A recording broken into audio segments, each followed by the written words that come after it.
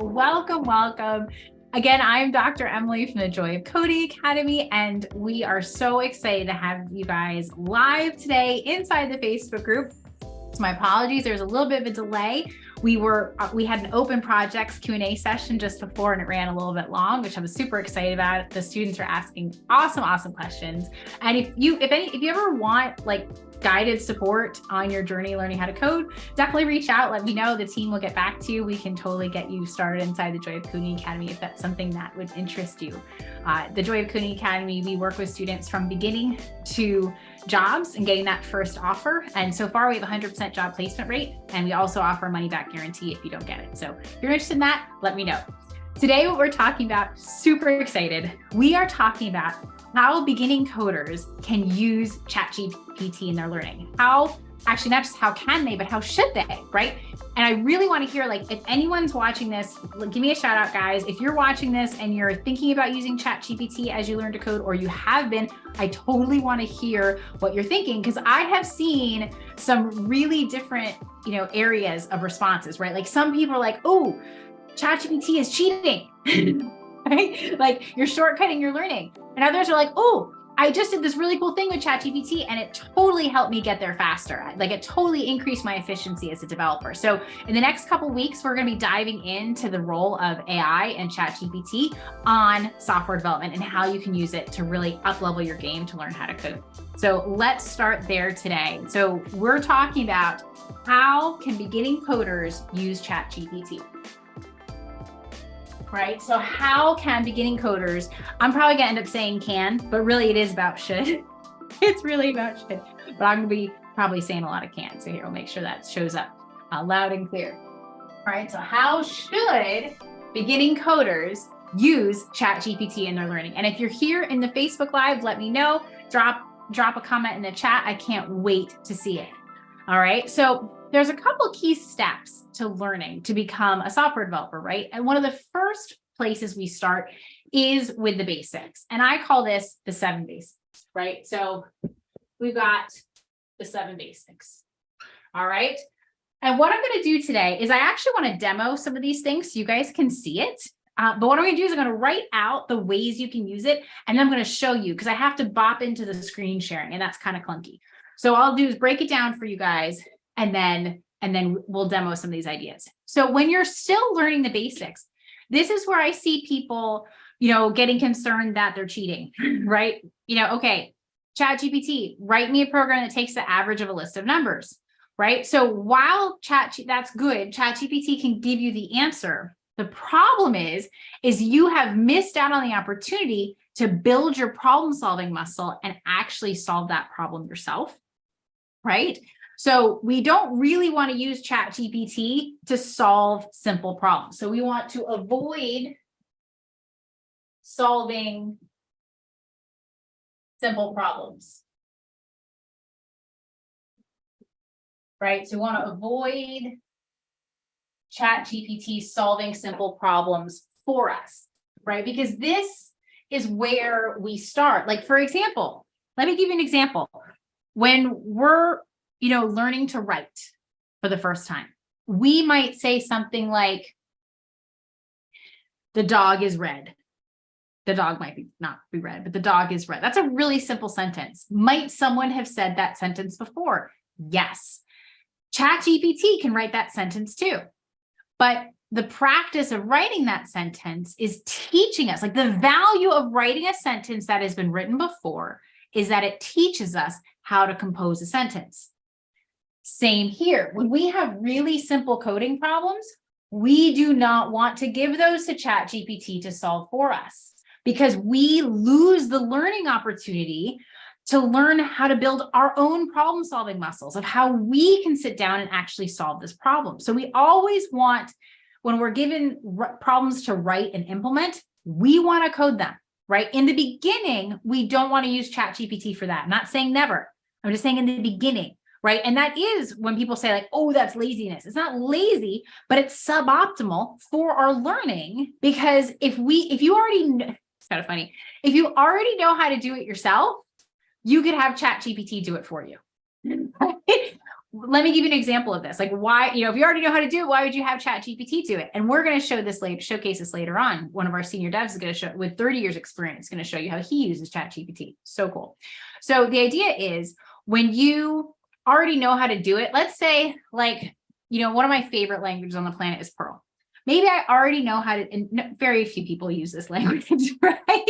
Yes, Katrina, speed, exactly, right? So, okay, I already know how to write it. I'm going to write it in Perl, but maybe there's a new language. Maybe it's like, oh, well, how would I write that in React.js?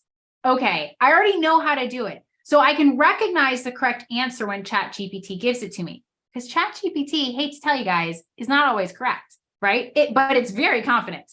It is like the perfect teacher that doesn't knows like 80%, right? Right. So it's faster, right? It's going to help us speed up, expedite our process. So, but we don't want to actually ask ChatGPT to write things that we couldn't write ourselves or that we're not ready to debug and work on ourselves, right? So when you're at the basics level, like when you're more advancing, yeah, use ChatGPT to generate stuff so you can learn and evolve more quickly. And I'll show you how to do that, actually. I'll make sure that we have that. So coding templates for sure. That's what we're really working on as we advance. Super cool. And so I'll tell you about that in a minute. But when we're dealing with the 7 basics, like when you are still figuring out how for loops work, you're not asking ChatGPT to generate the code for you, right? How can you use ChatGPT though when you are working in the 7 basics? Yes, I love that, Katrina. ChatGPT is the Google Translate of code. Yes, love it for the win. Okay, we are not using ChatGPT to write for us, right? We are not asking ChatGPT to write for us when we're in the 7 basics, right? Loops, functions, strings, lists, ints, floats. If you don't recognize any of those words, do not ask ChatGPT to write the code for you. Now, remember, I'm training people to become 6-figure software developers. If you just want to be able to copy and paste code to make a Chrome extension or a WordPress extension work, okay, be my guest and use ChatGPT to write the code for you. But if you want to become that highly paid 6-figure software developer who's capable of earning not just 6 figures, but more than 6 figures, you need to get these, right? Like, so there's a difference, right? There's context involved. It's not like never use ChatGPT for thing X, right? To solve your problems, but when to use ChatGPT to solve those problems. Okay. So if you're a beginner, if you're in beginner land, you're learning the 7 basics, how can you use ChatGPT to generate reading practice templates? Okay, what does that look like? Okay, what does that look like? I'm going to show you an example in a little bit, but the idea is when you're learning the 7 basics, how do you know that you've mastered them? How do you know that you're ready for that next level? Well, you can take a piece of code and predict what it will output before the computer does, right? Before you run it on the computer. And then when you run your code, you can see where you were correct and not. And the cool thing is that you can generate with ChatGPT, you can create infinitely many examples to test your knowledge and make sure that you've got it down. So this, I've been teaching these basics to anyone who wants to learn how to code as a professor of computer science for over 10 years. Like I've been doing this a really long time. And I can tell you with confidence, because I've seen it day in and day out, student from student, regardless of where their interests lie. If they're art students, music students, history students, physics students, math students, doesn't matter.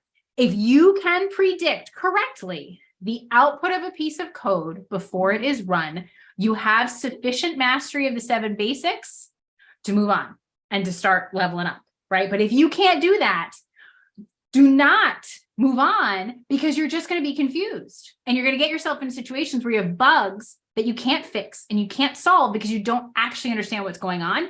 And it's going to be frustrating and it's going to be really demotivating and it's going to be really hard to succeed. So I'm here to help you set up for success. So if you're just starting out, make sure you've got these 7 basics down, right? Step 1. And the way we use ChatGPT for that is we can actually ask ChatGPT to generate things for us, like write a Python program with a for loop, a while loop, and an if statement. And I'll show you that in a little bit, what that can look like. All right, so that's number 1. The other way you can use it as you advance, this idea of coding templates, oh my goodness, right? Like This is really, really cool. So you can also use it to create templates you can adapt.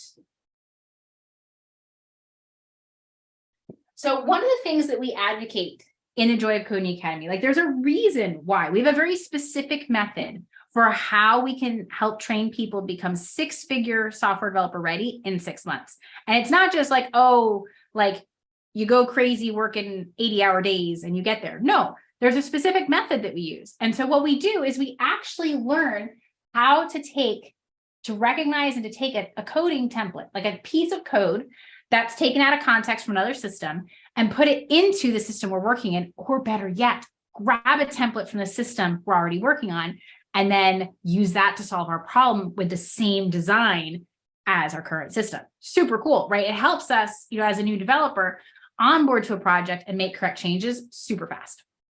So that's the method that we teach. The cool thing is that ChatGPT now became the infinite coding template generator. So not only can you use it to practice your 7 basics, but as you advance, you can also use it to generate templates. Hey, ChatGPT, create a class that's going to track fines for patrons in a library, for example. Or ChatGPT, create a template piece of code that's going to allow the end user to change the hero image in the website we're creating, for example, right? Like, so you can actually use it to give you templates that you can then grab and adapt and put into place in the system you're building.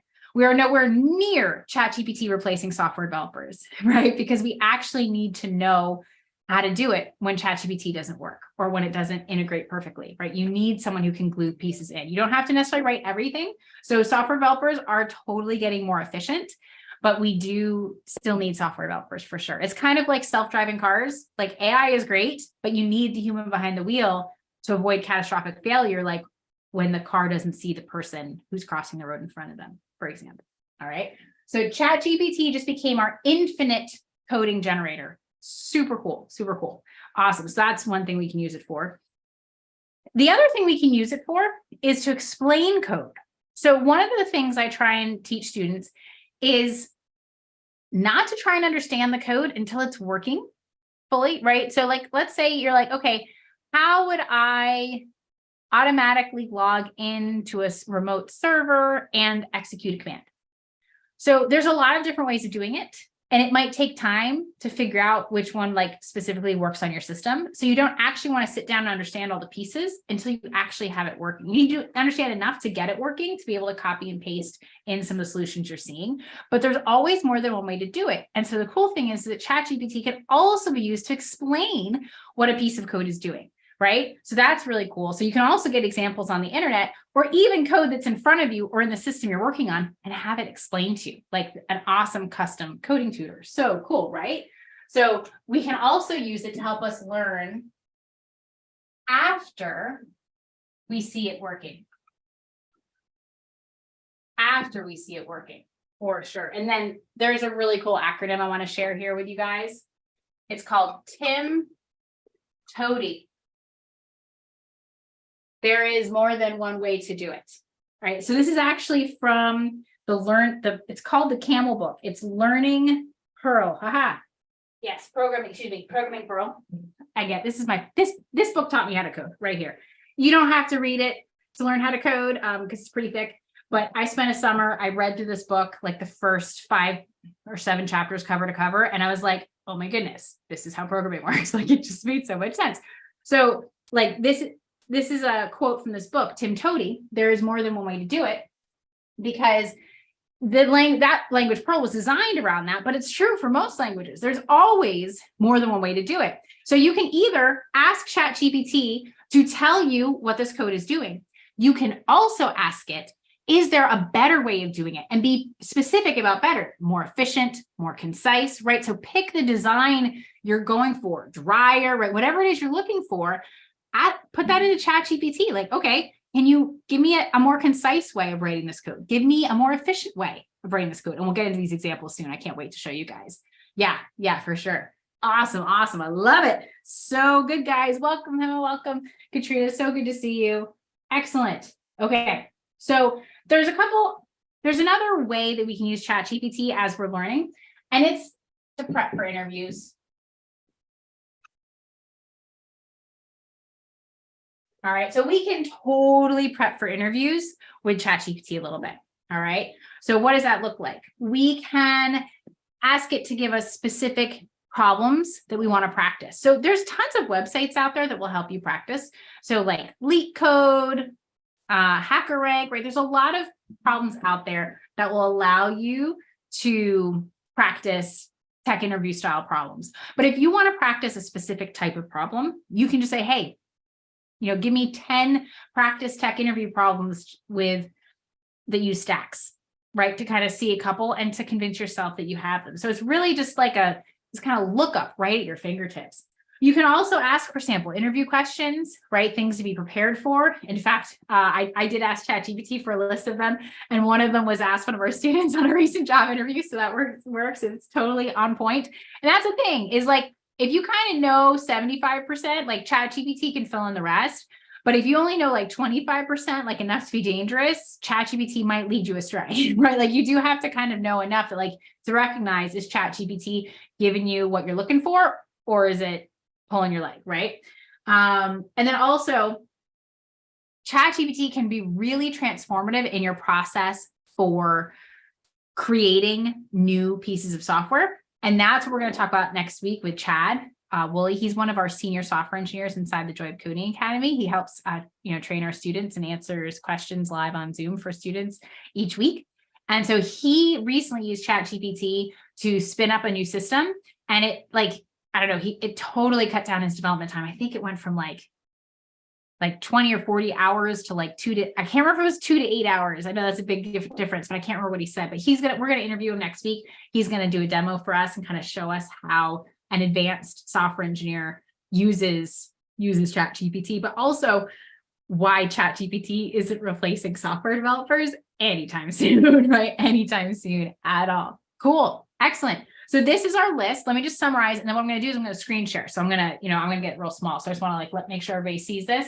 So when you're in the beginning stages and you're learning the basics, do not use ChatGPT to write your code for you. Only have it generate examples that you're going to read and predict. Okay. Then it can also help you create templates that you can adapt to put into a project, right? So especially if you're updating and maintaining a project or creating one new, super powerful as you advance. You can also have it explain to you or help you improve your code, right? After it's already working, you can have it make it more concise or efficient. You can also have it explain to you what it's doing. Like if you got the code working, but you have no idea why, right? That would be a great time for this. And also to help you prepare for interviews. So let me screen share so you guys can see this. And if you have any questions, please let me know. Happy to answer. Let me know in the chat. So I'm going to do a quick screen share here so you guys can see. All right, cool. So this is an example. If you're learning the basics, how can you use ChatGPT to help? So you can write a Python program with a for loop, while loop, and if statement, right? So I listed out a couple of the 7 basics, and I wanted ChatGPT to give me a sample program. Okay. So here it created a program. It also included lists. And to be honest, this looks a lot like the type of program I might give my students, or like I might generate myself in a classroom environment. So I generated this, and now what we can do is I can sit down and try and predict what it'll output, right? That's the next step. And then I might even be able to print it out. Now, don't look, it already gave me an explanation of this program of what it does, right? Which is great. Don't look at it till after, right? We want to make sure we've got it right. And then you can run the code, right? You can simply run the code and see the result. And you can generate infinitely many examples. You'll be like, hey, generate 10. Give me 10 examples that use variables and floats, or give me 10 that print out, ifs, or have nested if else's, or have nested elifs, right? Like you can say whatever the thing is that you want to make sure you understand, you can have ChatGPT generate a program for you. And that's going to be super helpful for your learning. So we want to look for ways that ChatGPT is going to enhance our experience and help and our abilities, rather than, right, like replacing them so that we don't actually do the learning, right? Like, and if you don't want to do the learning, that's cool. But we're here because we want to become 6-figure software developers, right? So In that case, we want to have these 7 basics down. So next up, we talked about, here, let me go up to the top here. Next up, we talked about, okay, like here's an example template that I use all the time for, with new students to take the average of a list of numbers in Python. It's not super efficient. It's not the fastest or most concise way of doing it, but it's really clear with the 7 basics, like exactly what's happening. And so here is an example where we can also ask ChatGPT to help us improve our code. So the cool thing is like, okay, let's just get it working once. Great, it works. Can we do it better? How can we do it better? And here's the thing. If you constantly ask ChatGPT how you can make it better and you remember it, you will slowly become an amazing program, right? So this is super cool. So I asked it, show me another way to calculate the average of a list of numbers in Python. This helps me learn more rapidly, right? It goes back to this idea of Tim Toady. There's more than one way of doing it. So here's an alternative way to calculate the average of a list of numbers. Okay, cool. So it uses the sum and length functions. Well, that's a lot more concise than this. Cool. Those functions, sum and length, might not be available in other languages. Length is, but sum isn't always, right? In that way. We have to use it differently, like in Java and things, and C and C, things like that. So it can be language specific. So this is another way that ChatGPT can help us. It's always been the case that the essential fundamental principles in programming have been the same for 50 years. They're the same across all languages. They look a little different, but most languages have them. This is a way where you can start getting at the idiosyncrasies of a language. Like in Python, someone will have, this is the Pythonic way of doing it. Like, how do people do this in Python? What's the idiom in this language for solving this task, right? So I gave an example template. Sum equals count, sum equals 0, count equals 0, for each number in this range, add it, count it. Oh, I think actually I think I'm missing a tab over here, right? So that should be indented, but ChatGPT still figured it out. But the idea is that every coding language is going to have a different, idiomatic way of doing that. And so you can now start to ask for those things, right? If you know, like you need to know enough in one language that you could do it yourself so you can recognize success. But you can just say, hey, how can I rewrite this in JavaScript, right? And then it would give you the JavaScript way of doing it, which is super cool. It's super powerful, right? You can take these little elements and use it to kind of help you leap forward and jump ahead a little bit. And it even offers explanations, right, for this code. In this approach, we use the sum function to calculate the sum of all numbers in the list, then we divide it, right? How cool is that? Excellent. And I think I did it. So that was what's another way? You can also say, what's a more efficient way, right? And so, okay, they made a more efficient way. They separated out in variables, but it's the same thing, right? It's more efficient. It takes less line of code. It's a little bit faster. And then I said, okay, is there a more concise way? Sure. And again, it was going, so here we've got sum, and this is, got a list comprehension in it, right? Like there's a couple different ways, and these are all different. They all look different. I think I personally prefer this way. I think this is unnecessarily verbose. And the reason why I can say that is because I can see this says var for var in numbers, and this just says some numbers. So it is good to kind of keep asking ChatGPT because, right, there's an element of randomness to this. And I asked it for, oddly enough, I asked it for a concise way, and this is less concise, right? There is a more concise way that the ChatGPT just found for me that they didn't use here. So just grain of salt, right? Be attentive, right? And think about it. And then I also created, give me an example tech interview question using stacks, right? So, okay, I want to practice stacks. And then I'm sure it'll give you the solution. I didn't ask for it. Now give me the solution. Let's just see how that works while I read it. So now give me the solution. Let's see what happens. All right, so here's an example of a tech interview question related to stacks. Question, implement a stack data structure in your preferred coding language, and then design, implement a function that takes a string as input and checks whether the parentheses in the string are balanced or not. This is the problem we actually do inside the Joy of Coding Academy to prepare for the tech interview. The function should return true if the parentheses are balanced or false otherwise. This question assesses your understanding of stacks and your ability to design and implement a function that utilizes a stack to solve a specific problem. So they're even telling you why it's relevant. Okay. Now, ChatGPT is thinking up a solution for me. Here's the deal. Ask ChatGPT for the question, solve it, convince yourself that it's right, then look at the answer. If you do anything other than that, like if you go straight from the question to the answer, you're shooting yourself in the foot. because it's never about the answer to the current question in front of you, because you may or may not get that question in a tech interview setting. It's all about, what do I need to know? How do I need to adapt and update my process to solve the next question that I've never seen before, right? That's what we're preparing for, right? It's never about the line of code or the project or the question that's right in front of us. It's about the one we haven't seen yet and that we're preparing for, right? So, okay, so now it's giving me the response, right? Here's a solution. Great. Do not look at that solution until you've implemented it yourself, or you're really shooting your learning in the foot. Okay, so this is where there's like shoulds and should nots, right? Can we do it? Yes. Should we do it? Depends on where we are in our learning process, right? It can be a super powerful tool, but it can also allow us to not grow our ability to problem solve, which is how we get paid the big bucks, right? So that's what we want to invest in, our efficiency as a developer. That's where ChatGPT is helpful. Okay. And then I also asked it, can you show me some sample tech interview questions? And so here's some like, can you explain the principles of solid? That was just asked by a student inside the Joy Coding Academy when they interviewed for a job. Describe the differences between SQL and NoSQL databases. And you can ask it now, show me the solutions, right? You can sit down and work through them all and then see what it says, right? So you can actually generate some of these things. Cool. I love it. Awesome. Awesome. So I know Katrina had asked, she really wanted to see how that worked. Did I answer your question? Do you have other questions? Anybody watching, if you guys have other questions, please let me know. I'll happily fill them in. Let me know what you guys think. But yeah, again, just to summarize, I'm going to stop sharing for a second, just in case there's any questions that people want to ask. But how should beginner coders be using ChatGPT to generate examples to predict and read? Awesome, Katrina. I'm glad that answered your question.